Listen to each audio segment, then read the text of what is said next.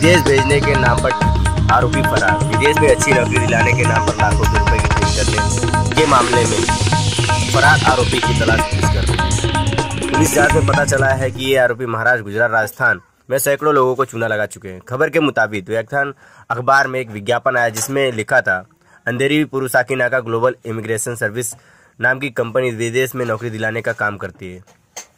काम मिलने की 100% गारंटी रहती है। इस तरह प्रदीप ठक्कर और दीपेन पटेल ने जरूरतमंद लोगों को ठगना शुरू किया। करीब 27 लोगों को कनाडा और दुबई भेजने के नाम पर 30 लाख रुपए ले लिए। जब कई दिन हो गए और नौकरी नहीं मिली तो लोगों ने इसकी शिकायत साकीनाका पुलिस स्टेशन में कर दी। जब साकीनाका पुलिस हरकत में आई तब दोनों महाठग फरार हो चुके थे, लेकिन पुलिस ने एक महाठग को गिरफ्तार कर दूसरे महाठग की सरगर्मी से तलाश कर रही है। सर, परदेशात नोकरी देण्याच्या आमिष दाखवून 100हून अधिक लोकांना फसवलं गेलंय, काय सांगाल याबद्दल? काय पूर्ण हा केस आहे?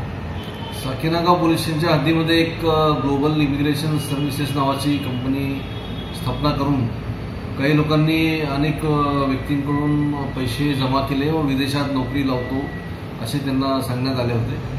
सदर व्यक्तींकडून 30,000, 40,000 वेगवेगळ्या प्रकारचे अमाऊंट्स त्यांनी घेतलेले आहेत।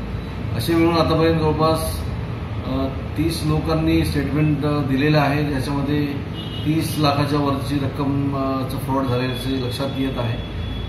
सदर गुन्ह्याच्या तपासात एक आरोपीला अटक करण्यात आली आहे आणि आणखी 2 आरोपी जे ऑफिसमध्ये ज्यांनी पैसे घेतलेले आहेत यांचा शोध सध्या सुरू आहे आणि इतर सुद्धा तपास यामध्ये करण्यात येत आहे। सर, हे जे फ्रॉड आहेत ते महाराष्ट्राच्या बाहेर पण आहेत, दुसऱ्या राज्यांच्या लोकांना पण फसवणूक केलेली आहे असं समजतंय?